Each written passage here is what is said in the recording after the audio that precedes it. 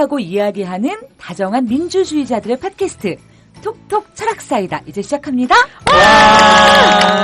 반갑습니다. 저희 꽤 오랜만에 보는데요. 오늘은 사실 조금은 어렵고 그렇지만 꼭 다뤄봐야 될 주제를 갖고 여러분들을 찾아왔습니다. 바로 차이, 차별, 그리고 혐오에 대한 문제인데요. 사실 이 문제가 가볍지만은 않아요. 많은 분들 당황하고 계시죠.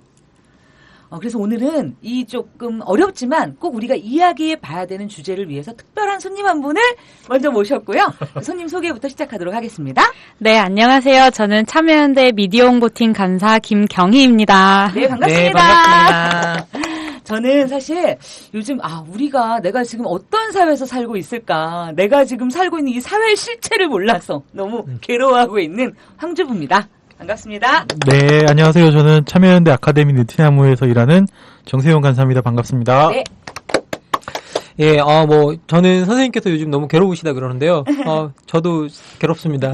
전혀 답을 못하고 질문만 하고 있는 정치철학자 김만권입니다. 네. 예. 방금 선생님 얘기를 들으면서 정말 그런 것 같아요. 우리가 차이, 차별 그러면 사실 제가 논술설생을 꽤 오래 했는데 어려운 주제가 아니었어요. 차이는 당연하다. 차이는 너무 당연한 거다. 오히려 차이가 있으면 좋다. 일반적으로 뭐냐면 서로 생존을 하기 위해선 차이가 전제되어 있어야 된다. 근데 이게 차별이 되면 문제가 된다. 이런 걸 너무 정답처럼, 너무 상식처럼 우리가 잘 알고 있다고 생각을 했는데 요즘 사실 이 문제가 그냥 차이, 차별이 아니라 혐오라는 말, 그리고 혐오 범죄라는 말이 들어오면서 뭔가 이게 너무 심각하고, 그리고 우리 사회에서 이 문제를 어떻게 바라보고 어떻게 우리가 이야기를 건네고 해결할까에 대해서 사실은 지금 다들 너무 조심스럽고 그렇지만 뭔가 굉장히 무겁게 받아들이고 있기 때문에 저희도 사실 이 주제가 준비가 좀 어려웠습니다. 네. 사실 이게 좀 더 우리가 이 이야기를 할 때 좀 당혹스럽고 좀 어려운 부분은 있잖아요. 저 같은 경우는 혐오가 감정의 부분이기 때문에 이제 정확하게 기준이 없고, 그리고 혐오 다음에 따라오는 또 우리가 요즘 유행하는 표현 있잖아요. 혐오를 혐오한다라는 표현 있잖아요. 결국은 그 혐오에 대한 반응이 또 다른 혐오잖아요. 그래서 이제 자꾸 그 감정의 그 꼬리를 물면서 저 같은 경우에는 이게 혐오에 대한 혐오가 나쁘다 뭐 이런 게 아니라 어쨌든 우리가 어떠한 방식으로건 자꾸 이런 것들 연쇄 반응을 일으키면서 혐오라는 것들이 확산되는 현상 같은 것들이 일어나는 것 같아. 사실 이게 이야기하기가 참 조심스럽게 다루어야 될 만한 주제다라는 생각에 조금 저도 이야기하면 좀 무겁다라는 생각을 좀 하긴 했었습니다. 저희가 이렇게 설레발을 치는다면 도망가기 위해서 그것만이 아니라 사실 이제 이거를 정말 다뤄야 하나, 우리가 잘 다룰 수 있을까에 대한 사실 많은 회의를 하면서 이 방송을 준비했는데요. 그럼에도 불구하고 이 주제는 꼭 다뤄봐야 된다. 왜냐하면 철학 사이다니까. 사실 우리가 사유하고 이야기하는 것이 쉽지 않습니다. 이게 쉬워져야 되는 세상이 되는데 서로 이야기하면서 서로 다칠까, 누군가를 불쾌하게 할까, 혹은 그러면서 이야기가 제대로 진행되지 않아서 더 고립하이는 건 아닌가. 너무 많은 고민들을 하고 있는데요. 그런 두려움과 공포를 우리 스스로 먼저 내려놓고 먼저 말을 걸지 않으면 사실 이 문제를 해결할 수 없잖아요. 그래서 정답이 아니라 우리가 이걸 풀어가기 위한 우리의 해들을 같이 나눠볼 수 있는 장이었으면 좋겠고요. 그래서 저희가 이 주제를 어렵지만 택했고, 각자의 입장에서도 이 주제가 왜 나한테 이야기해 볼 만한 주제인지, 혹은 왜 이 이야기를 꼭 해봤으면 좋겠는지 좀 이야기를 더 들어봤으면 좋겠어요. 어쨌든 이게 앞서 말씀을 드리자면 이게 혐오의 어떤 현상에 각각의 저희가 다 이걸 현실적으로 다루는 건 아니기 때문에 혐오의 문제에 일반론적인 얘기를 하다 보면 또 어떤 분들은 또 그거는 그렇게 설명해서 될 게 아닌데라고 생각하실 수도 있을 것 같아요. 근데 이제 저희가 혐오 현상과 관련한 일반적인 혹은 철학적인 사유에 대한 이야기를 하는 거니까 저희도 조심스럽습니다만 혹시 청취하시는 분들도 좀 너른 마음으로 들어주셨으면 좋겠고요. 어쨌든 저희가 이 문제를 좀 어렵지만 다뤄야 될 만큼 우리 사회적으로 여러 가지 사건들, 강남역 10번 출구부터 해서 여러 사건들이 발생하고 있고, 또 이 혐오라는 것이 사회 공동체 구성원 서로에게 향하고 있기 때문에 우리 사회가 조금 그 하나의 공동체로서 지탱하기 어려운 또 어떤 조건들을 향해 가고 있는 게 아닌가라는 생각이 들고 해서 이 문제를 다뤄야 될 것 같다는 느낌이 들었죠, 저희가. 네. 네, 뭐 저도 생각해 본 것은 뭐 혐오나 차이에 대한 차별은 항상 있어 왔는데 그런 차별을 겪은 피해자가 어느 순간부터는 또 다른 가해자가 돼서 그 혐오를 차별을 재생산하고 있는 것이 있었고 그거에 대해서 반대하는 사람들이 뭐 자기 자식이나 아니면 자기 주변이나 자기 스스로가 그런 차별에 정하고 그렇게 살지 않았는데 이게 다른 조직이나 다른 단체의 어떤 자기 소속하는 장소나 이런 것이 달라지면서 그런 차별을 또다시 고스란히 받게 되는 현상이 있었던 것 같아요. 그거에 대한 저항이 더 심해져서 이렇게 된 게 아닐까. 뭐 예를 들어서 그냥 뭐 이런 글을 봤던 것 같아요. 페이스북 안에서. 네. 우리 아빠는 안 그런데? 이제 이런 여성 혐오에 대해서. 이해가 근데 딱 그걸 보면서 아니 본인 아빠가 안 그랬다면 예를 들어 가정에서 그런 일을 겪지 않았던 사람이 학교나 아니면 다른 사회 직장에서 어떤 불필요한 그런 차별을 경험했을 때 굉장히 분노하고 불쾌하고 어쩌면은 슬플 수도 있었을 텐데 네. 우리 아빠는 안 그런데 이렇게 하고 단지 그냥 단순한 그 갈등을 외면하려고 하는 게 과연 올바른 방법일까 해결 방법일까 뭐 이런 생각도 드는 거죠. 사실 그 강남역 10번 출구 사건이야말로 한 사건에 대해서 너무나 다른 인식을 가진 그 모습들이 너무 구체적이고 생생한 대사로 우리에게 전해져서 사실 저는 그게 굉장히 충격이었던 것 같아요. 그러니까 우리가 어떤 사건이 일어났을 때 다 같이 예를 들어서 너무 슬프다라는 것을 공유하거나 혹은 너무 분노스럽다 이런 걸 공유하는데 예를 들어서 물론 똑같이 슬프고 분노스러운 건 공유하지만 그 다음에 반응이 너무 다른 사건이었던 거죠.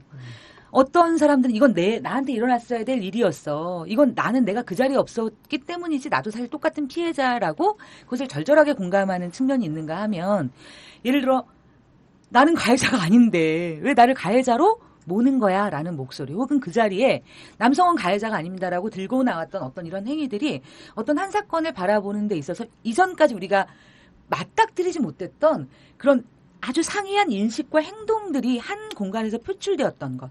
그래서 그것이 사회적인 어떤 논쟁으로 갔던 것에서 사실은 우리가 이 사회에서 차별과 그죠? 혐오와 이런 것들을 우리가 어떻게 공유하고 바라보고 이야기를 풀어나가는가에 대해 가야 하는가에 대한 그런 어떤 시사점을 줬던 사건인 것 같습니다. 아니 뭐 이게 사실 강남역 사건 같은 경우에는요 뭐 이렇게 이제 여성 문제와 여성 혐오 문제와 이제 얽혀 있고 어떤 분들은 이제 뭐 그 여성 혐오가 아니다 뭐 하다 뭐 이렇게 이야기하는데 그 여성 혐오가 아니든 기든 사실 어떻게 보면요 여성들이 느끼는 남성들에 대한 공포는 충분히 인식할 만한 게 우리나라 통계만 봐도요 우리나라에서 30분에서 1시간 단위로 강간 사건 같은 것들이 일어나고 있거든요.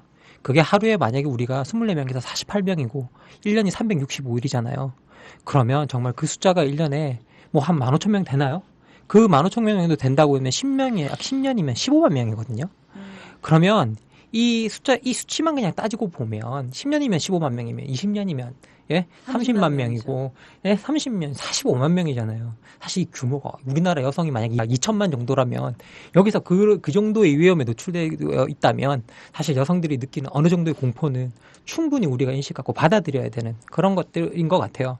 근데 저는 사실 이 이야기가 꼭 해봤으면 좋겠다라고 좀 생각해봤던 이유는 또 뭐냐면 기본적으로 그 한나 아렌트가 뭐라고 이야기를 하냐면요. 세상에 그러니까 공적 영역과 사적 영역을 구분하면서 뭐라고 이야기하냐면 세상에는 드러나야 될 것과 숨겨져야 될 것들, 공공의 장에 드러나야 될 것과 공공의 장에 나오지 말아야 될 이야기들이 있다 그러거든요. 그래서 공공의 장에 나오지 말아야 될 이야기들이 사적 영역에 있고 공공의 장에 나와야 될 이야기들이 공적 영역으로 와야 된다고 그러는데 근본적으로 차별과 혐오의 발언과 논리들은 원래 숨겨져. 공공장이 장에 나와서 당당하게 내가 차별해. 난 너를 혐오해라고 말할 수 있는 그런 이야기들이 아니라는 거죠. 그런데 그것들을 우리가 당당히 나와서 이제 되게 공개적으로 난 너를 혐오해. 난 너를 되게 차별해. 라고 말하는 사람들이 공공인이 존재하고 있다는 거예요. 또 우리 사회 속에서 뭐 우리의 일배 현상 속에서 네. 확인할 수 있다고 생각하거든요. 그래서 이런 이야기들이 공공의 장에 나왔다는 건 뭔가 이 세계에 우리가 살고 있는 사회에 이상 신호가 왔다라는 거예요.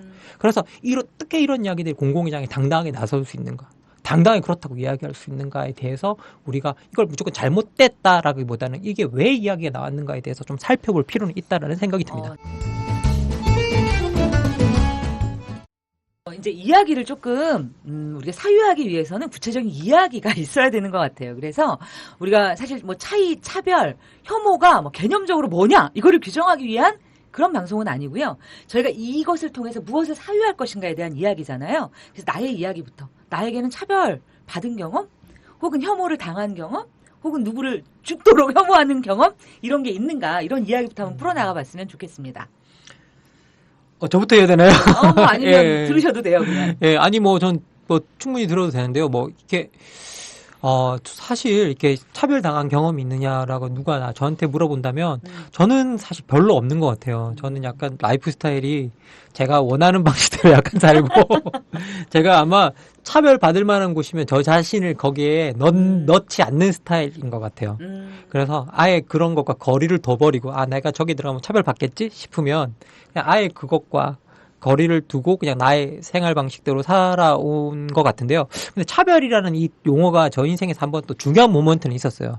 왜냐면, 제가 미국 유학 갔을 때 박사과정으로 갔는데요. 그럼 제가 한국에서 이제 입학 허가서를 받을 때 한국에서 받은 석사 학점 중에 15학점을 이 박사 과정 속에서 이제 넘겨주겠다 그랬어요. 제가 그러니까 15학점을 안 들어도 되는 거죠. 그래서 1년이 지난 다음에 제가 학과장을 만났어요. 학과장을 만났는데 학과장이 뭐라 그러냐면 9학점만 트랜스퍼 이제 옮겨오는 게 어떻겠냐라고 이제 자기는 9학점이다라고 이야기를 하더라고요. 아니 입학 허가서를 줄 때 15학점이라고 그래놓고 9학점이 어디 있느냐. 아니 그래서 제가 뭐라 그러냐면 앞에 들어왔던 친구는 15학점 다 넘겨받았다 그러던데 나한테만 왜 이러냐? 우리 아시아 학생들 차별하느냐 이랬어요. 그랬더니 바로 학과장이 1초 만에 넘겨주겠다고. 진짜? 예. 딱 그 말을 딱 차별이라는 단어가 나온 순간 딱 1초 만에 뭐라 그러냐. 진짜 오해하면 안 된다고 제가 넘겨주겠다고 그러고 15학점을 그냥 바로 넘겨줬었어요. 여러 가지를 생각하게 하는 사연이네요, 진짜. 내 머릿속에 너무 많은 가능성이 지금. 예. 아니 딱 그냥 정말 그때는 저도 이 단어 하나가 이 사회에 주는 임팩트가 이만큼이구나라는 걸 약간 느꼈던 경험이었던 것 같아요. 그러니까 앞에 왔던 쟤는 왜 유럽에는 15학점을 그대로 넘겨주고 왜 아시아인 그러니까 그걸 제가 인종적으로 사고했던 부분도 있었던 것 같은데 왜 나는 아시아계 학생이라서 이거 9학점밖에 너 안 넘겨주는 거냐 이거 뭐냐 이렇게 이야기했더니 절대 그렇게 오해하면 안 된다고 제가 15학점 바로 넘겨주겠다고 넘겨주더라고요. 그래서 그 차별이라는 단어가 갖는 엄청난 무게가 그 사회에 있구나. 거기에 대한 금기가 있구나라는 건 제가 그 경험을 통해서 느낀 적은 있습니다. 예. 그 선생님 저는 돌아가면서 자기 고백의 자기 고백의 시간. 이상한데 아무튼 저는 한 1년을 이렇게 미생으로 산 적이 있었는데 그게 굉장히 눈에 보이는 차별은 아니거든요. 그리고 이제 되게 감정적 차별도 아니고 그러니까 이제 뭐 어떤 임금 체계랄지 아니면 이런 것들이 정해져 있는 거잖아요. 드라이하게. 근데 이제 이게 혹시 아시는 분들 아시겠지만 굉장히 그 미묘한 어떤 그 태도, 그러니까 사람들과 관계의 문제 혹은 그 일터에 대한 태도의 문제가 미묘하게 사람들이 애매한 뭐라 그럴까요? 그게 보이 당했다는 건가요? 아니면 스스로 그냥 남들은 안 그러는데 내가 그냥 그렇죠. 느꼈다는 건가? 그런 것들을 내가 느끼는 거죠. 그러니까 누군가 나를 차별하기 위해서 차별하는 게 아닌데 나 차별은 아닌 거 차별이라고 막 그런 건 아닌데 왠지 그 약간 서글픈 느낌도 좀 들고 그럴 때가 있어요. 네. 그런 것들이 있는 것 같아요. 저 같은 경우에는요. 저도 운이 좋았나 봐요. 이렇게 내가 차별이라고 할 만한 그렇게 아주 센 경험이 별로 없었는데 제가 이제 97년도 하면 IMF잖아요. IMF 때 회사에서 해고가 되고 이제 아르바이트를 했었어요. 뭐랬냐면 그 시험 문제를 입력하는 입력 알바를 했었어요. 근데 거기 사장님이 저를 투명 인간으로, 그러니까 이게 들어가면 당연히 출근할 때 안녕하세요 이러고 들어가는데 한 번도 제 인사를 받아준 적이 없었어요. 그래서 나 그냥 인사성이 없나 보다. 그냥 그렇게 생각을 했거든요. 근데 이제 그 회사에 사실은 뭐냐면 제 후배가 직원으로 다니고 있었어요. 정직원으로. 그러면서 언니 놀면 뭐해. 나와서 알바비 벌어. 이랬는데 그 친구가 이제 결혼을 한 거죠. 결혼식에 제가 갔을 거 아니에요. 결혼식에 가면 이제 서로 또 막 이제 막 테이블 뭐 이렇게 짝도 져주고 막 이렇게 인사도 하고 막 이러잖아요. 근데 이제 이분이 누구고 내 선배고 이렇게 막 인사를 시켜준 거예요. 그 사장님한테. 갑자기 그 사장님의 태도가 돌변. 왜 자기한테 말을 안 했냐며. 무엇을? 내가 무엇을 말했어야 되는 거예요, 거기서. 그러면서 자기가 몰라봤다며 나를 갑자기 너무나 이렇게 존재감이 있는 인물로 다뤄주면서 막 인사를 하고 막 이렇게 친한 척을 하는데 제가 너무 당황스러웠어요. 그때 느낀 감정이 그 전까지는 오히려 아무 생각이 없었는데 딱 그렇게 인사를 하고 나니까 내가 차별받았던 거예요. 여태까지. 나는 그러니까 이 사람이 나와 인사를 주고받고 뭔가 말을 나눠야 될 대상이 아니었던 거죠. 그 사람에게. 그래서 차별이라는 게 이런 거구나라는 생각을 그때 들었고요. 지금 근데 드는 느낌은 어떤 거냐면 어떻게 보면 되게 우리 사회에서 차별이라는 게 굉장히 어떤 사회 학벌? 이 사람이 어쨌든 남편이 누구야? 어느 대학을 나왔어? 너 직업이 뭐야? 너 직급이 뭐야? 이런 게 굉장히 아니라고 하지만 여전히 되게 차별에 되게 중요한 그걸로 사람을 평가하는 것이 되게 저한테 느껴졌어요. 아니, 사실 선생님이 제가 차별감, 선생님은 인사도 안 하는 거에. 그렇지. 너무 약한가? 차별하는 거, 아니, 그게 아니라 차별한다고 처음 생각을 안 했다는 거잖아요. 네, 그냥 그렇죠. 인사성이 나쁜 사람인가 보다 생각했다는 거잖아요. 그럼 선생님이 자존감이 진짜 높은 거예요. 진짜? 네. 자존감이 너무 높으시기 때문에 남들이 뭐라 그러면 웃기시네. 약간 인사성이 없군. 이렇게 할 수 있는 거예요. 제가 봤을 때. 근데 그럴 수 있는 사람은 진짜 많지 않은 것 같아요. 예. 저는 그 이야기를 듣고 되게 놀랐습니다. 그런데 그냥 그걸 반응하기를 인사성이 없는 사람이구나 이럴 수 있는 건 선생님이 진짜 자존감이 높으신 분인 것 같아요. 예. 그럴 수 있겠네요, 진짜. 네, 저는 차별의 경험이라고 하면 유치할 수 있지만 맨 처음 생각나는 게 일단은 고등학교 초중고 생활을 할 거 아니에요. 그러면서 교복을 입으면서 저희 때 딱 그런 게 나왔어요. 코르셋 마이가 나왔어요. 여학생들의 라인을 살려주기 위한 코르셋 형태의 마이인 거예요. 진짜? 근데 이게 유행인 거죠. 그래서 어떤 교복을 선택하든 코르셋을 입어야 되는 거예요. 내가 여자라는 이유로. 그리고 또 한 가지를 보면 체육 시간에 이제 여학생들은 그럼 벤치에 앉아있고 남학생들은 축구해 이렇게 되는 거예요. 근데 나도 잘하진 않지만 재밌어 하는데 왜 난 굳이 벤치에 앉아 있어야 되고 선생님이 날 방임하지? 이런 생각도 많이 했었고. 네, 그렇죠. 봉사활동을 가서도 나도 같이 열심히 집을 짓고 싶다 이런 마음으로 갔는데 여자애니까 야 벽돌 내가 들어줄게 이런 됐어 비켜 나도 돈 내고 봉사활동 갔어 이런 거부감. 그런데 이제 여자고 어리기 때문에 이런 혐오를 받은 경험도 있는 것 같아요. 근데 혐오라고 하면 조금 더 공격적인 내가 여자라는 이유로 나에게 보이는 공격성이나 아니면 나의 성적 대상화하는 그런 경험들이 많은데 사실 이런 거는 꼭 집어서 언제야? 이렇게 얘기하기도 애매한 게 사실 지하철이나 버스를 타면 항상 훑어보는 건 시선감과는 기본이죠. 근데 거기서 느끼는 불쾌감. 근데 내가 뭘 입든 사실 상관없는데 그 사람이 이제 겨드랑이를 뚫어져라 쳐다본다든지 등의 행동을 하는 거죠. 사실 이런 것들이 사실 너무 평범하게 거의 매일 일어나고 내가 만약에 남자였으면 이렇게 했을까? 이런 생각이 안 들 수가 없는 상황들이 사실 많이 있죠.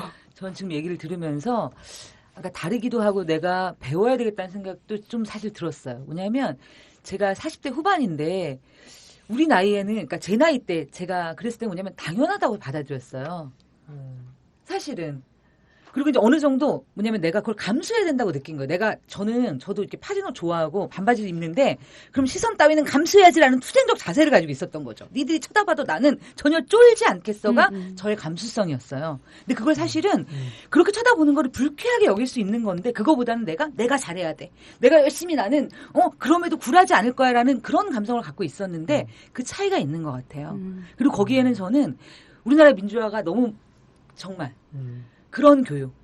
이것은 내 잘못이 아니야. 내가 싸워서 이길 문제가 아니라 사실 그거는 그렇잖아요.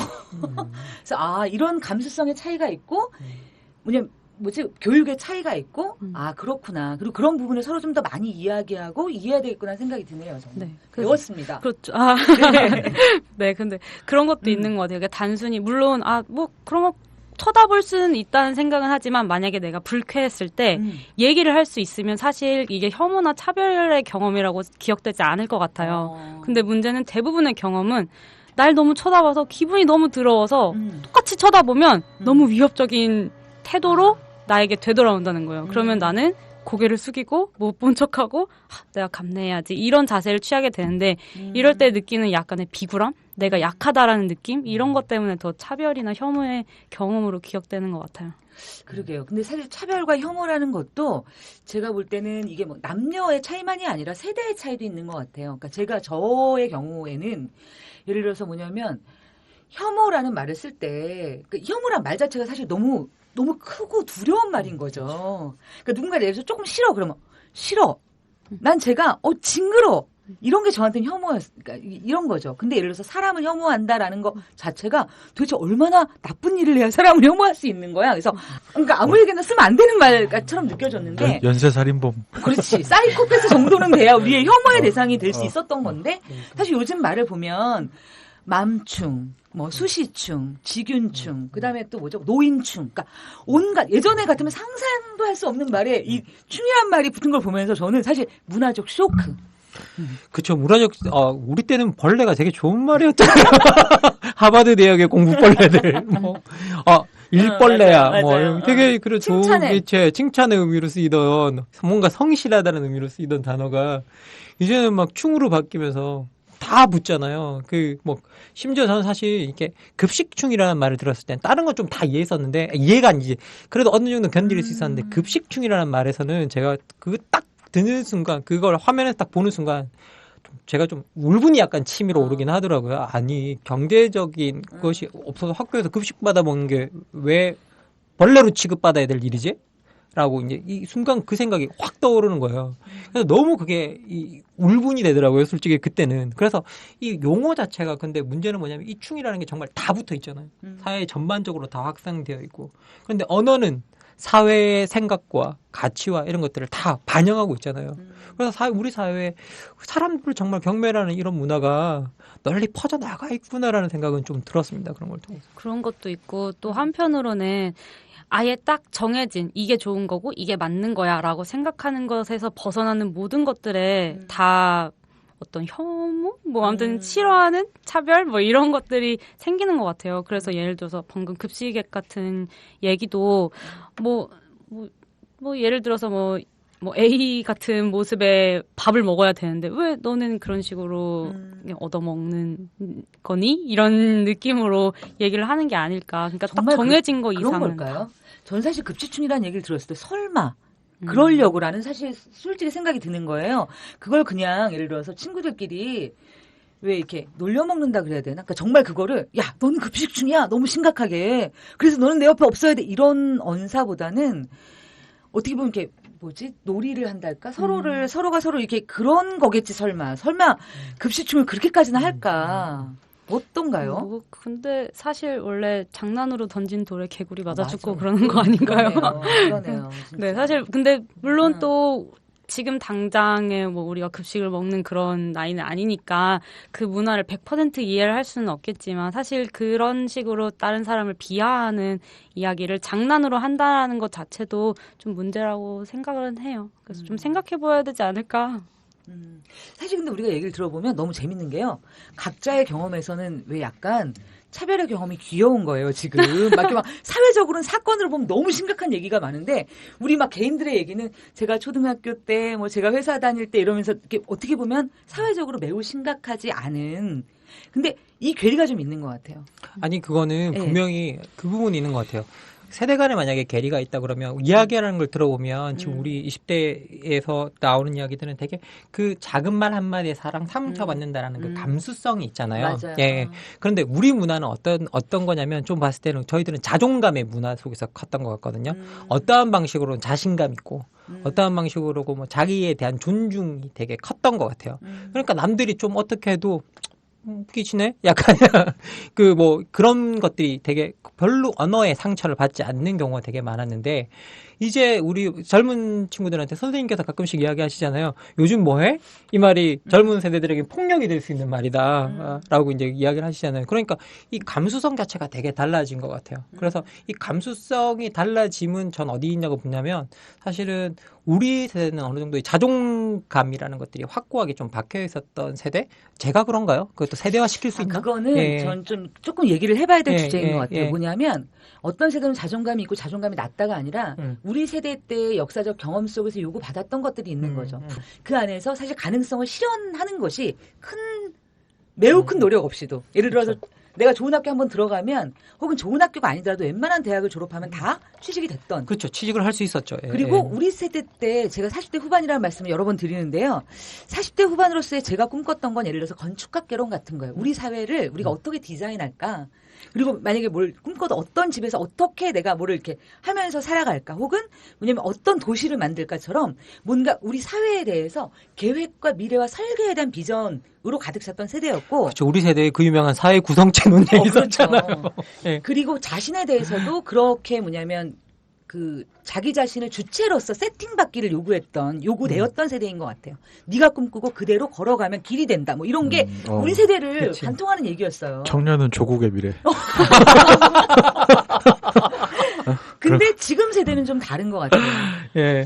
사실 똑같이 자존감이나 뭐냐면 너는 네가 꿈꾸는 대로 될 수 있어라는 걸 똑같이 아이들한테 얘기해요.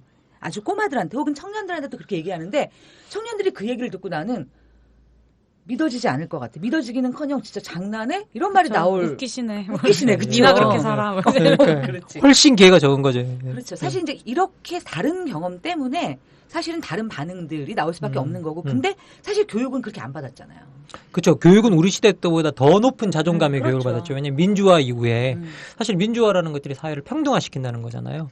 누구나 다 평등하고 존중받을 자격이 있고 그 존중받을 자격에 따라서 살아갈 것이 있고 그리고 민주주의 사회라는 건 그런 평등한 개인들이 어떤 자신의 삶을 설계했을 때 살아갈 수 있는 기회를 열어준다라고 우리가 늘 배우잖아요. 그런데 학생들은 그 관점을 가지고 컸는데 실제 사회에 나갈 때 엄청나게 제한된 기회를 만나게 맞아요. 되고 그리고 그게 제한된 기회가 사실 제한된 기회를 넘어서 너무나 그 기회 진입의 문이 좁기 때문에 학생들 입장에서 봤을 때는 사실 이 감수성이 그렇게 예민해질 수밖에 없는 상황이라는 생각이 듭니다. 예. 이게 그러면 어떻게 생각을 하는지 한번 들어보고 싶네요. 예. 그냥 쭉 이어서 그냥 얘기하시면 될 것 같아요. 예. 네. 어떡하지? 순간 멍해지네. 예.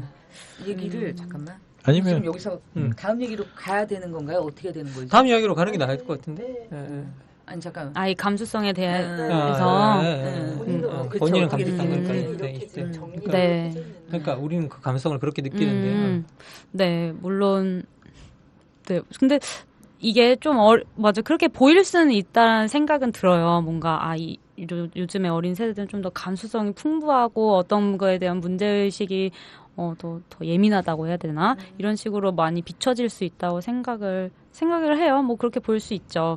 그런데 사실, 맞아요. 어떻게 보면 큰 어떤 권력, 정부, 뭐 민주주의 이런 가치를 지키는 것처럼 안 보이고 뭔 사소한 귀여운 문제들을 해결하려고 노력하는 것처럼 보일 수는 있는데 사실은 저는 크게 다르다고 생각하지 않아요. 어떤 뭐 민주주의의 가치를 위해서 정말 목숨을 걸고 거리로 뛰쳐나가는 것처럼 보이지 않을지 몰라도 매일매일이 그렇게 지하철을 타는 게 목숨을 걸고 지하철을 탄다고 생각하면 어떨까 그런 생각도 사실 한편 들어요. 진짜 나 오늘 여러 개 배웠네 진짜. 고맙습니다. 예, 그러니까 저도 민주주의를 위해서 싸웠다고 생각했는데 내 일상의 민주성 속에서는 되게 오히려 감수성이 떨어지고 오히려 되게 뭔가 마초이즘이 저에게 되게 내면화된 것도 되게 많아요. 근데 일상의 투쟁을 한다는 것에 대한 가치를 정말 진짜 그래서 얘기를 해야 되는구나 자꾸. 너무 어떻게 보면 친구들하고만 얘기하잖아요. 사실 친구들이랑도 많이 말 못하는 경우도 있죠. 사실 이렇게 생각하는 게 그러니까 맨 처음에 말씀드렸다시피 뭐 피해를 어떻게 보면은 그런 사소한 피해 이런 어떻게 보면 주입되는 그런 생각들 때문에 본인 스스로가 가해자가 되거나 저 자체도 제 안에서 뭐 여러 가지로 스스로를 차별하거나 억압하는 그런 나도 모르게 그렇게 하는 상황들이 많은 것 같아요. 저희가 이제 우리가 이제 일상 속에서 내가 느끼는 그저 차이와 차별과 혐오에 대한 이야기를 좀 나눠봤는데요. 저희가 철학 사이다잖아요. 그래서 사실은 이 문제에 대해서 조금은 다른 시각으로 좀 한번 살펴봤으면 좋겠어요. 얼만큼 심각하다, 우리가 얼만큼 느낀다라고 하는 건 이 자리에서 공유되지 않은 이야기 외에도 사실은 너무 많은 이야기들이 있을 거예요. 그런데 정말 예전부터 차이와 차별은 사실 당연했던 거 아닌가요? 그러면 이 차별이라는 것이 우리의 정말 본성에 내재되어 있는 건지 어떻게 이 차별의 구조가 도대체 어떤 식으로 우리에게 드러나는 건지 혹은 이 차별이 지금은 혐오랑 같이 쓰이고 있는데 이게 맞아? 차별에서 혐오로 원래 진행이 되는 건가? 아니면 원래는 같이 있으면 안 되는 건데 얘네들이 지금 이상하게 동거하고 있는 건가? 이런 우리의 궁금증들을 좀 본격적으로 이야기를 좀 나눠봤으면 좋겠습니다. 우리 오늘 제목이 차이, 차별, 혐오인데 네. 여기서 차이, 차별까지는 저는 이게 뭐 차이가 때로 차별을 만드니까 때로. 그리고 때로 만드니까 이건 분명히 저는 논리적으로 들어오는 문제였는데 사실 이게 차별과 혐오가 같이 묶이는 게 저는 좀 이게 논리적으로는 이해가 안 갔었어요. 왜냐하면 차별이라는 건 반드시 구분해야 되기 때문에 상대방이 대상이 있어야만 하거든요. 대상이 있어야만 내가 그들을 차별하면서 내 존재감을 확인할 수 있잖아요. 그래서 차별은 언제나 상대방의 존재 자체를 인정하는 개념이에요. 어떤 방식으로건. 그런데 혐오라는 것 자체 있잖아요. 이 혐오라는 건 상대방이 없었으면, 사라졌으면, 내 눈앞에 보이지 않았으면 라는 이런 개념이거든요. 그래서 상대방의 존재 자체를 부정하는 개념이에요. 그러면 이건 개념도 아니고 감정이잖아요. 하나는 이성적으로 뭔가 차별의 구조가 나오면 이성적으로 뭔가 또 설명할 수 있고, 그런데 혐오라는 것은 나 앞에 없었으면 하는 감정의 또 문제잖아요. 그러면 이 감정은 정말 우리가 이성적으로 모든 것이 또 설명은 다 되지 않잖아요. 그러면 어디까지를 또 혐오로 봐야 되는지도 또 되게 난감하고 그런 지점이 있어서 이 두 개가 같이 동시에 묶여서 우리 사회에 작동하고 있다고 했을 때 좀 처음에 사실 아까도 말씀했지 차별은 옛날부터 있어 왔으니까 근데 이해는 갔는데 근데 혐오라는 새로운 현상이 또 정말 일반화되면서 들어온 건데 이 두 개가 이 다른 구조가 어떻게 마치 쌍둥이처럼 맞물려서 같이 존재할 수 있는 건지 논리적으로는 전혀 다른 존재들인데 같이 갈 수 있는 건지 저도 처음에 좀 들었을 때 되게 좀 난감했었습니다. 예. 그럼 좀 차근차근 풀어봤으면 좋겠어요. 이게 너무 얘기가 거대해 보이니까 막막해서 도대체 어디서부터 실마리를 풀어야 될지 모르겠는데 그럼 1번요. 그냥 궁금한 거예요. 차이는 자연스럽다. 우리가 이거는 너무 아는 거잖아요. 근데 차별은 자연스러운 건가요? 자연 상태에서 차이는 차별을 만들죠. 왜냐면, 당연히. 왜냐면 자연 상태에서는 동물적 행위들이잖아요. 자연 상태에서의 동물들은 차이가 힘의 구분을 낳고 그 힘의 구분들이 차별을 낳고 서열을 짓게 만드니까 그건 낳거든요. 사실 그래서 인간의 역사 같은 경우에는 되게 드물게 차이가 차별이 되는 이 동물의 구조에서 벗어나서 이 차이가 차별이 되지 않도록 그것을 없애보려고 노력해왔던 역사거든요. 그런데 물론 그 차별로 이용하는 역사이기도 했죠. 그런데 근본적으로 다른 동물들과는 달리 차이를 차별화시키지 않고 다름으로 남겨두는 그렇게 노력해왔던 어떤 하나의 역사적 되게 특이한 너무 높게 평가하시는 거 그런가요? 아니에요? 그러니까 그냥 제가 그냥 느낄 때는 사실 인간에게 차별의 역사는 17세기, 18세기까지고 그렇죠. 솔직히 맞습니다. 그렇게 인간이 그 차별을 없애려고 노력했던 것은 길어야 300~400년? 그렇죠. 그런데 저 같은 경우에는 네. 어떠한 방식으로건 우리 인간 사이에서 차별을 없애려고 했던 노력들 자체 물론 다 인정은 하고 있었지만 뭐 우리가 천부인권 사상이니 뭐 우리 그 여러 가지 사상 과거의 사상을 봐도 인간 평등 사상이니 이런 것들이 계속 존재는 해왔잖아요. 그리고 심지어 중세 시대도 코스모폴리타니즘도 있었고 이게 세계 시민주의는 그때부터도 존재했고 그래서 어떠한 방식으로는 우리 인간 사이에 차이가 차별을 낳는 것이 아니라 오히려 차이는 있지만 우리는 평등하다라는 그 차별 구조를 만들지 않으려고 하는 다양한 노력들을 인간 사이에서 다른 동물 세계와는 달리 지속되어 왔다는 점에서 그걸 우리가 인간답다라고 부르는 것 같아요. 되게 멋진. 멋지잖아요. 네. 인간이 그냥 인간은 뭐 사회적 존재야, 인간은 뭐 도구적 존재라고 하는 것보다 인간이야말로 자연의 본성에서부터 거슬러서 그 인간다움이라는 게 되게 멋지게 서로가 함께 공존해서 평등하게 살아가기 위한 뭐를 꾸렸다라고 하는 건 정말 그거는 우리가 승리와 빛나는 기억으로 가져도 될 것 같은데 요즘 보면 좀 안 그래서 사실 좀 고민이 되고요. 근데 이제 그렇다면 두 번째 질문인 거죠. 왜냐하면 저는 좋아요. 차이는 자연스럽게 차별을 낳을 수 있다? 오케이. 그리고 그 차별에 대해서는 사실은 여러 가지 구조가 존재한다. 차별을 오히려 시스템적으로 강화했던 인간의 역사도 있는 거고 그리고 혹은 되게 악의적으로 이용했던. 악의적으로 이용하는 거 많죠. 그렇죠. 누군가의 재산이나 뭐를 빼앗고 나의 이익을 증진하기 위해서 조직적 차별로 사실 인종 청소하고 이런 차별도 사실 존재하는 거지만 또 반대편에는 도도하게 흐르는 역사 속에서 그러니까 차별이 당연했던 게 아니라 그럼에도 불구하고 우리는 인간이란 이름만으로 평등하다라는 노력을 성취한 것도 맞아요. 그런데 그러면 차별이라고 하는 것이 혐오로 이어지는 것은 자연스러운가요? 그렇지 않은가요? 이게 저도 갑자기 선생님께서 인종 청소를 꺼내는 순간 네. 약간 연결되는 지점이 나오는 건 아닌가라는 생각이 들었는데 인종 청소라는 말 자체가 존재 자체를 없애버리는 거잖아요. 되게 혐오가 없으면 불가능한 일이잖아요. 어떻게 보면. 그러니까 저들과 우리가 다르기 때문에 다르고 그리고 그것들이 없었으면 하는 감정이 제가 혐오라고 이제 이야기를 아까 했는데 그래서 차별과 구분되는 감정이라고 했는데 우리와 차별 지음으로써 그것을 없애려고 하는 감정인 것 같은데 이건 좀 다른 구조인 게 뭐냐면 차별이라고 했을 때 동물적 질서는 차별이 힘의 우월성이 확실해서 어떻게든 제 아래에 있는 거거든요. 그런데 혐오라는 감정에서 상대방을 제거해버린다는 건 그들이 언젠가 이 상황을 엎을 수 있다라는 거죠. 힘이 이렇게 그쵸. 확실한 우위에 관계가 아니라는 거네요. 예, 제가 봤을 때는 그럼으로써 어떻게 보면 제가 항상 그 상대방의 존재 자체가 나에게 위협이 되기 때문에 그 위협 자체를 없애려는 하나의 감정이 아닌가라는 생각이 또 갑자기 드네요. 선생님 그 말씀을 하시니까요. 예. 제가 드는 생각은 예. 그러니까 차별할 수 없기 때문에 예. 혐오하는 게 아닌가. 차별을 와. 예. 멋진데? 아니, 집에 가서 제가 일기장에 써놓고요. 제가 조금 더 얘기해 주세요. 아니 그러니까 인종 청소 같은 경우도 그러니까 인종에 대한 어떤 차별도 내가 우위의 선자로 차별을 하면 혐오할 필요가 없죠. 차별하고 착취하고 하면 되는데 역사적으로 내가 차별하고 착취해왔던 어떤 상대인데 더 이상 차별할 수 없게 된 거예요. 그러면 난 미칠 것 같아요. 그치. 쟤는 나한테 차별당해야 되는데 혹은 나와 경쟁하던 존재가 아닌데 어느 순간 나와 대등하다고 이렇게 뭐 속된 얘기로 깝치고 뭐 이렇게 혹은 나보다 잘 나가고 있다?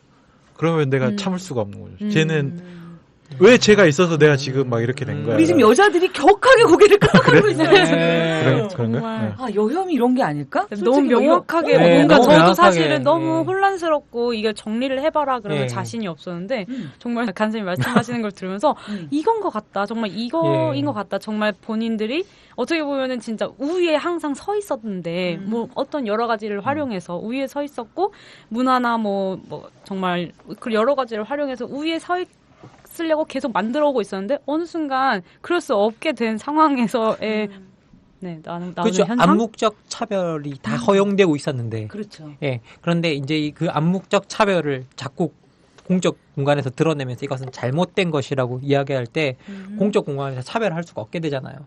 그러면 그 차별할 수 없음 자체가 우리를 견딜 수 없게 만드는 감정으로 전환되고 그래서 마땅히 차별해서 나의 아래에 있을 사람이 그리고 어떤 때 보면 나보다 위에 가 있다는 느낌? 그런 느낌이 들 때는 그 존재 자체에 대한 혐오로 전환될 수 있다라는 이야기는 100% 공감이 됩니다. 저는 그게 대학 진학률하고 취업률 이런 거를 비교해봐도 명확하게 데이터가 나올 것 같아요. 그러니까 솔직히 저는 신학과를 나왔어요. 근데 제가 왜요? 홀리하게. 죄송합니다. 홀리하지 못해서. 저는 멜랑콜리한데 죄송합니다. 저희 때 제 과에 여학생이 60명 중에 8명이었어요. 그리고 이제 공대가 사실은 굉장히 명확할 것 같아요. 옛날엔 정말 홍일점이었어요. 네. 공대 막 기계공학 이런데 250명 중에 여자 막 10명? 이 정도밖에 안 됐었는데 지금은 사실 공대 가면 여학생들 굉장히 많아요. 아니 저는 사실은 정치외교학과 출신이잖아요. 네. 저희 입학할 때 6명인가 7명에 입학했거든요.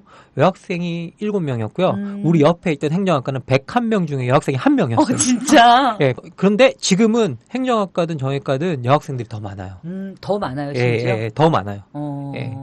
그러니까 뭔가 사회적으로 정말 변화하고 있는 거잖아요. 근데 이 변화가 되게 당황스러울 것 같아.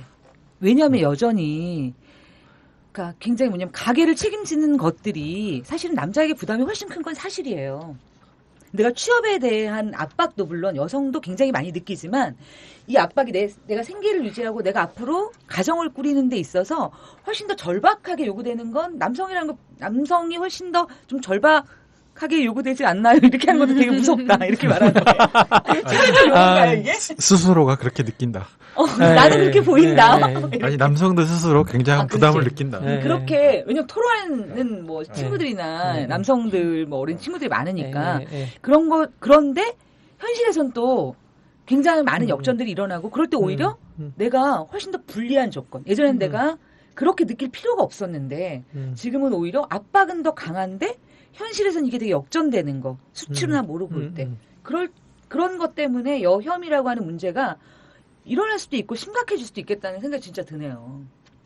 아니 그래서 이제 우리가 좀 얘기를 이 팟캐스트 녹음 전에 잠깐 이야기를 풀 때 얘기했었지만 그러니까 특권이라고 그걸 표현하는 그런 현상들이 있는 것 같아요. 그렇죠. 이제 소수자들이 억압받던 사람들에게 뭔가 혜택을 주는 정책을 이제 기존에 이제 우월한 위치에 있던 사람들은 그 혜택이 억압받던 사람들한테 가면 그 혜택을 갖다 특권이라고 부르거든요. 그래서 기본적으로 억압받는 사람에 대한 혜택 자체를 특권화라고 부름으로 인해서 자기들의 공정성을 주장해요.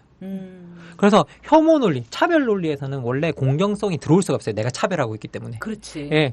그런데 이 혐오 논리에 들어가면 반드시 공정성이 들어와요.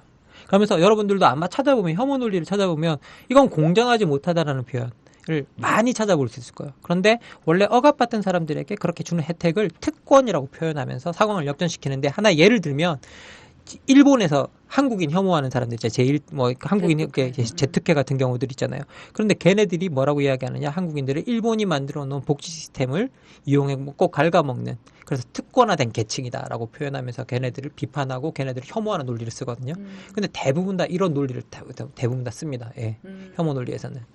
그러고 보니까 저는 나 너무 무섭다. 왜냐면 노인에 대해서 혐오를 할 때 되게 많이 나오는 얘기가 지하철 무료 이용이에요.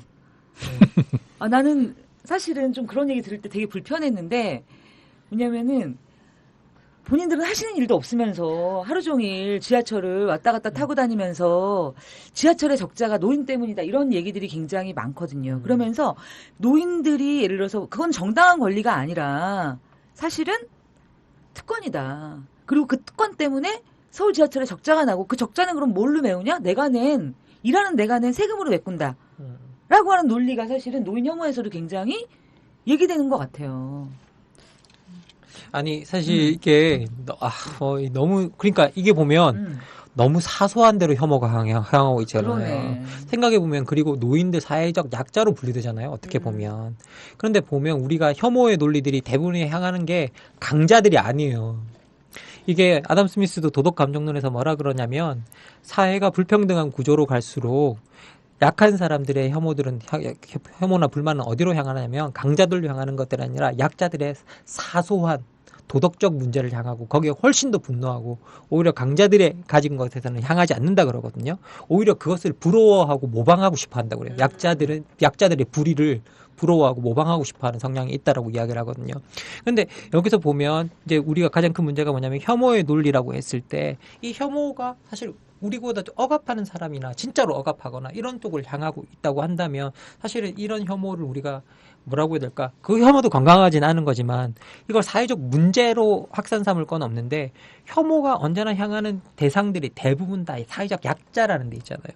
그리고 약자를 특권화시키고 그리고 노인들이 타고 다니는 그 무료 이용권 그걸 갖다가 이제 사회적 문제로 삼고 지하철의 적자 문제로 삼고 이것들이 우리의 세금이 투입되는 것으로 삼아서 혐오 논리를 부추기는 걸 이렇게 보면 기본적으로 혐오가 가지고 있는 구조 안에서 공정성을 이야기하고 있지만 그 공정성이 향하는 대상이 문제라는 거죠. 그 공정성이 언제나 사회적 약자를 향하는 경우가 너무 많다는 거예요. 예. 지역 균형 선발, 인재 선발 이런 것들도 사실은 다 약자를 배려하거나 소수자를 배려하기 위한 건데 아까 말씀하신 것처럼 직윤충 이렇게 표현하는 것도 다들 그런 것 같아요. 네. 근데 사실은 그런 것 같아요. 각각의 사연이 있고 각각은 보호받아야 될 이유가 있는 거잖아요. 예를 들어서 저는 아까 그 노인 문제를 얘기할 때 그 노인충이라고 말하는 친구의 얘기를 곰곰이 들어봤어요. 같이 이야기를 나누면서. 근데 그 친구 얘기를 듣고 저는 이해가 가는 측면이 있었어요. 사실은. 뭐냐면 지하철 그거 올리면 되지 않아요. 왜냐면 구역 사고 나면서 사실 거기에 대한 이야기가 굉장히 사회적으로 논의가 많았잖아요. 그런데 실제 뭐냐면 정확한 잡이 없고 학생이거나 취준생에게 지하철비는 굉장히 비싼 거예요, 사실은. 우리나라가 뭐 전 세계적으로 얼마큼 싸다 그러지만 그거는 전 세계적으로 싼 얘기고 우리는 혜택이 다르잖아요. 나의 지금 위치가. 그러면 그 돈이 내가 감당하기가 쉽지 않은 거예요. 그걸 타고 내가 학원을 다니고 뭘 어딜 다니고. 그런데 나는 그렇게 다니는데 저분은 한 푼도 안 내고 다니고 그러면서 나에게 혜택이 돌아올 길이 안 보여. 그래서 이런 식으로 가면 나에게 뭔가 혜택이 내가 정말 필요한데 받을 수 없어. 사실은 뭐냐면 우리가 말도 안 되는 복지를 가지고 서로 경쟁하는 거예요. 그러니까 말도 안 되는 티오를 가지고 서로 경쟁하고 이 안에서 내가 아니면 저걸 내가 못 가져오면 저 사람이 가지니까 이게 문제가 되는 거죠. 근데 사실은 말이 안 된다는 데 문제가 있는 거잖아요. 그렇죠. 뭐 노동개혁 같은 걸 하면 사실은 어르신들 월급을 떼가지고 밑으로 주는 거잖아요. 뭘 더 자리를 늘리는 게 아니라 노동자들의 일부분을 떼서 다른 노동자들을 옮겨주는 정책을 취하는 거잖아요. 마치 그런 것처럼 지금 현재 경쟁 구도를 사실은 권력층이 그렇게 가져가는 거죠. 약자들끼리 서로 악다구니를 물고 서로 싸우도록 만들거든요. 사실 이거는 전통적으로 이제 뭐 써왔던 방식이기도 합니다. 왜냐하면 그 사회적 강자들이 자신들에게 향하는 불만들이 있으면 그 불만들을 전화시키는 방법이 자기의 오기에 하지 않기 위해서 서로 비슷한 집단 내에서 혐오나 이런 것들을 조장하거든요. 이 대표적인 예가 우리가 뭐 요즘 미국 대선이 하도 그게 되니까 텍사스 같은 데 보면 이 텍사스에 백인 이 하층 계층들이 많이 몰려 있단 말이에요. 근데 여기에 불만을 어디로 돌리느냐? 흑인들에 대한 혐오 이런 것도 돌려서 서로 경쟁시키고 그리고 또 흑인들의 불만은 또 어디로 돌리느냐? 또 남쪽에서 올라오는 히스패닉들로 돌리는 거예요. 예. 그렇게 돌려막으면서 서로 경쟁시키고 서로 싸우게 만들고 서로 혐오하게 만드는 구조들이 있거든요. 예. 그래서 참 이게 그 혐오의 논리를 보면 이게 그래서 아까도 말씀드렸지 우리들끼리 싸우는 것들도 있겠지만 문제는 사실은 권력을 가진 사람들이 그 구도를 활용하고 이용하고 짜맞추기도 한다라는 게 또 분명한 사실인 것 같습니다. 예.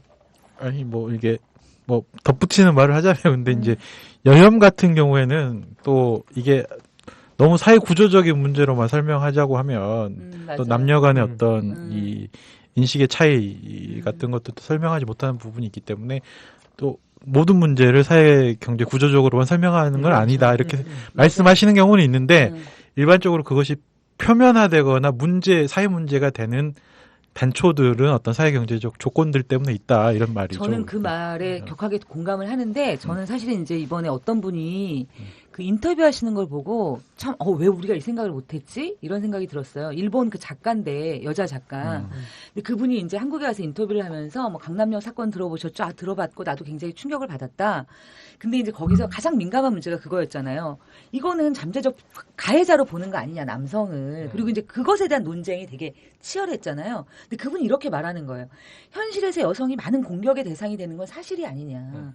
그리고 이제 그 공격을 했을 때 우리가 여자가 여자를 공격한 사례를 말하는 게 아니잖아요. 남성이 여성을 공격했다면 왜 남성들 안에서 그런 문제가 일어나는지를 그들이 알아서 해결을 해야 되지 않나? 라고 묻는 거예요. 나 너무 충격적이었어, 그 얘기가. 만약에 이 문제가 정말 아까 선생님 말씀하신 것처럼 10년이면 15만이에요. 그러면 우리 딸이고 동생이고 형제고 다 그렇잖아요. 여성이 그렇잖아요. 그죠? 그렇다면 왜 우리 사회에 이런 심각한 문제가 있을까를 사실은 남성들이 주도적으로 우리 안의 문화, 우리 안의 어떤 이야기들, 이런 것들에 대해서 이야기를 나누고 토론을 하는 것이 저는 여성은 공감하고 내가 아파, 나도 내가 당한 것 같아, 너무 힘들어라고 얘기를 했으면 예를 들어 남성은 왜 우리 이런 일이 자꾸 일어나는 걸까? 나는 아닌데 라고만 계속 얘기하는 게 아니라 나는 아니지만 그러면 적어도 왜 우리가 이런 일이 많을까? 이렇게 좀 얘기를 해봐야 되는 건 아닐까요? 사실 제가 1박 2일이라는 훌륭한 프로그램이 있는데 그 프로그램에서 가장 원망했던 대사가 나만 아니면 돼. 진짜? 예. 나만 아니면 괜찮아. 라는 그 대사는 제가 별로 안 좋아했었어요. 그 사실 나 아니면 상관없다는 거잖아요. 어떤 일이 일어나도. 사실 그게 아무것도 아닌 것 같지만 그게 언어 유희잖아요. 우리가 만약에 충이라는 이런 것도 언어 유희라고 생각을 하잖아요. 그럼 그런 언어 유희 속에서 사회적 책임감, 개인적 책임감이라는 것들이 나만 아니면 난 책임지지 않는다라는 것으로 변해버리거든요. 그래서 어떻게 보면 이제 1박 2일 디스하는 거 아닙니다. 1박 2일 팬들. 저 1박 2일 아주 좋아해요.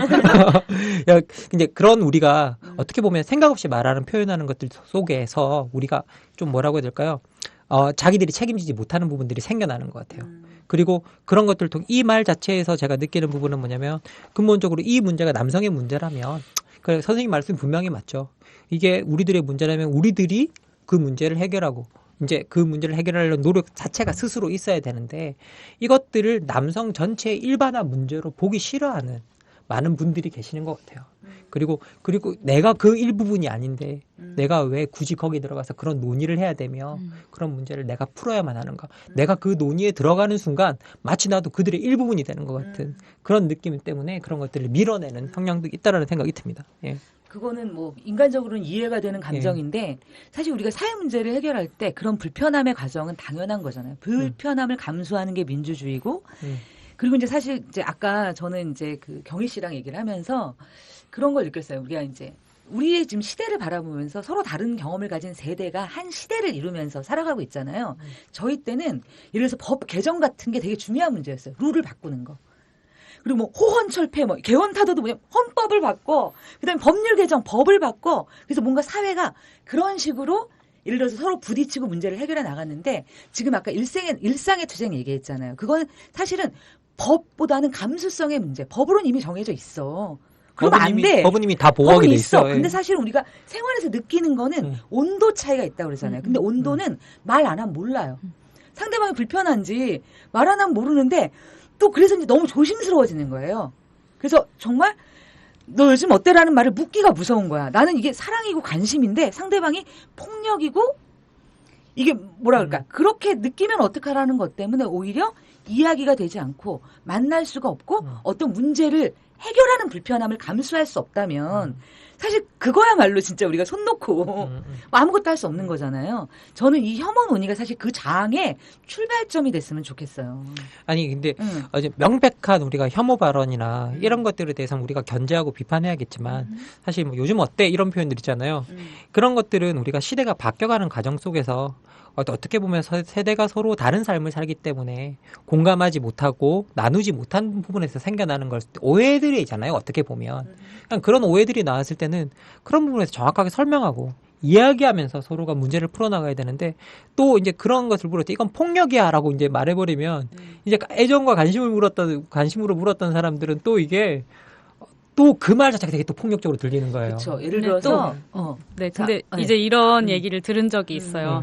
아, 요즘 어때? 라고 해서 뭐 잘 지내요. 뭐 직장 잘 다니고 이렇게 하면 정말 사랑과 애정인데 그래. 남자친구는 있니? 언제 결혼해? 너 연봉 얼마야? 이렇게 되면 이건 폭력이라는 거예요. 그런데 이게 폭력이 되지 않으려면 관계가 있으면 된다라는 거예요. 예를 들어서 엄마와 딸이에요. 그래서 너 요즘 어떻게 지내니? 이렇게 했을 때 엄마 얘기할 수 있는 거잖아요. 예를 들어서 정말 본인이 알리고 싶지 않다. 예를 들어서 엄마 괜찮아. 내가 나중에 적절할 때 얘기할게. 이런 식으로 하면 되는데 그냥 생판까지는 아니더라도 얼굴만 아는 뭐 예를 들어서 그냥 관계만 겨우 맺은 사람이 뭐 그래? 어떻게 지내? 연봉 어때? 남편 뭐해? 뭐 이런 식으로 얘기를 하기 시작하면 그게 폭력이라고 느끼는 거고 사실은 그렇게 본인이 느꼈다라고 얘기를 하는 거에 어느 정도 납득을 하고 배려를 해야 된다는 생각도 들어요. 저는 뭐 요즘 어때까지는 괜찮은데 뭐 연봉은 얼마나 대부분의 대화가 그런 식으로 남자친구는 있어 뭐 이런 식으로 이어진다는 거 저는 사실 상상을 잘 못했는데 근데 그건 또 어떻게 보면 그런 질문을 하는 것도 다른 세대에 좀 살았기 때문 아닌가라는 생각도 들어요. 왜냐하면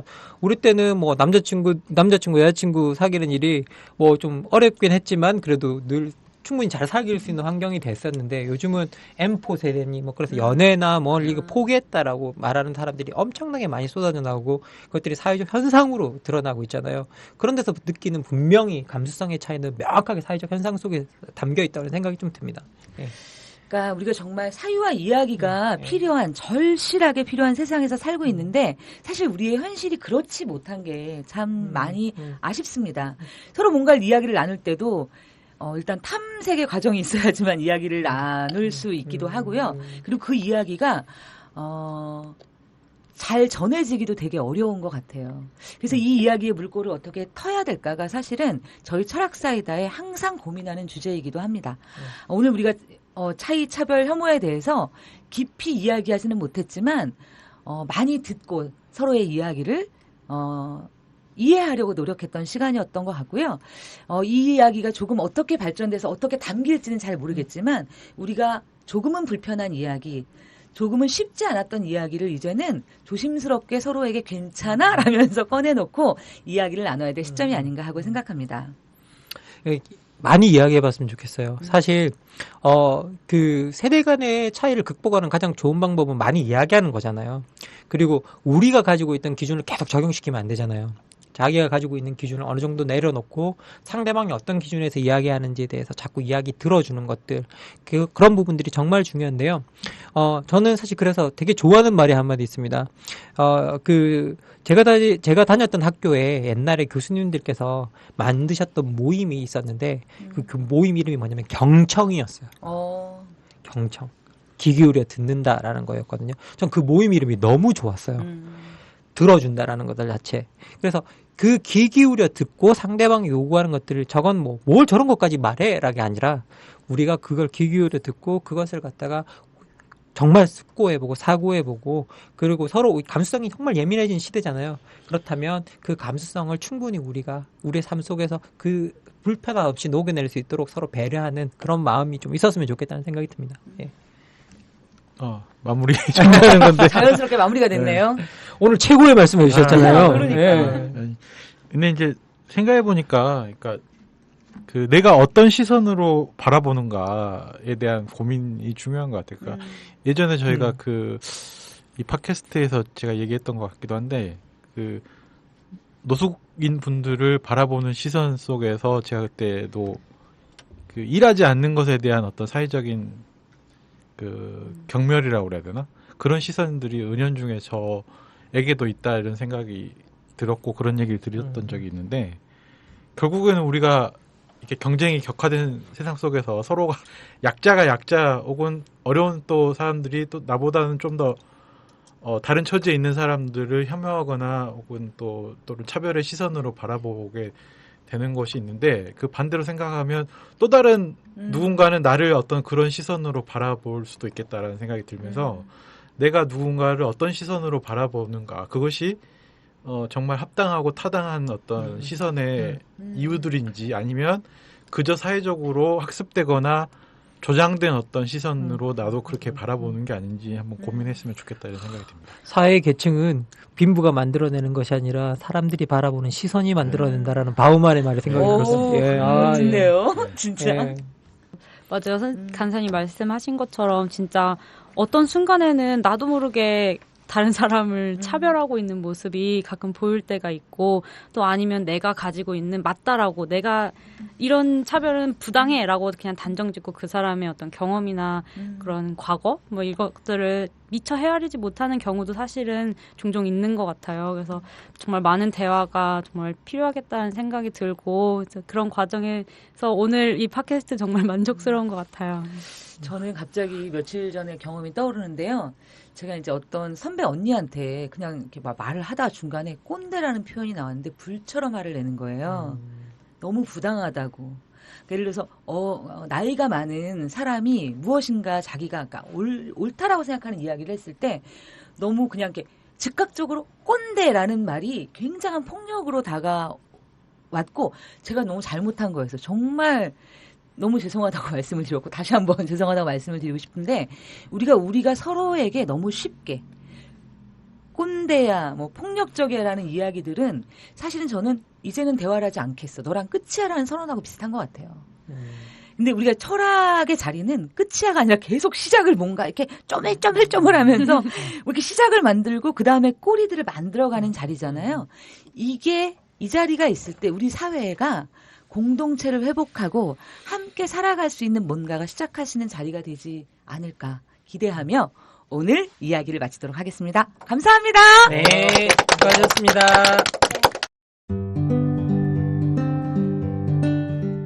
안녕하세요. 아카데미 느티나무 강좌를 7년째 듣고 있는 70살 넘은 할머니 정애자예요. 저에게 아카데미 느티나무는 새로운 배움터입니다. 배움을 통해 행동하는 시민의 발걸음에 동참하고 있다는 것이 뿌듯하답니다. 즐거움과 나눔, 웃음과 실천이 있는 배움의 공간, 아카데미 느티나무에서 뵐 수 있기를 기대합니다. 참, 아카데미 느티나무는 참여연대 부설 시민교육기관입니다.